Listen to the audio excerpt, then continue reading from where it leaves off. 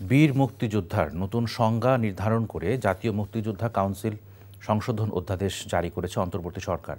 সংশোধিত অধ্যাদেশ অনুযায়ী প্রবাসী মুজিবনগর সরকারের সদস্যরা হবেন মুক্তিযুদ্ধের সহযোগী। মঙ্গলবার রাতে সংশোধিত অধ্যাদেশটি গেজেট আকারে প্রকাশ করা হয়।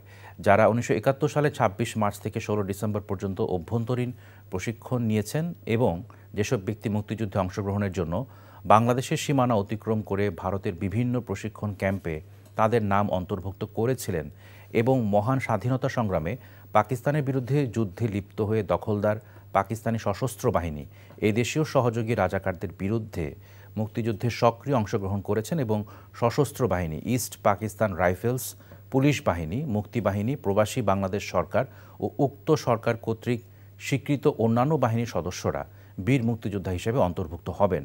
সংজ্ঞায় বলা হয়, স্বাধীনতা অর্জনের লক্ষ্যে দেশের অভ্যন্তরে বা প্রবাসে অবস্থান করে বীর মুক্তিযোদ্ধাদের উদ্দীপিত করা এবং মুক্তিযুদ্ধকে বেগবান ও বাংলাদেশের স্বাধীনতা অর্জনকে ত্বরান্বিত করার প্রয়াসে সংগঠকের ভূমিকা পালন, বিশ্ব জনমত গঠন, কূটনৈতিক সমর্থন অর্জন এবং মনস্তাত্ত্বিক শক্তি অর্জনের প্রেক্ষাপটে বাংলাদেশের যেসব নাগরিক প্রত্যক্ষভাবে অংশগ্রহণ ও সহযোগিতা করেছেন তারা মুক্তিযুদ্ধের সহযোগী হিসেবে গণ্য হবেন।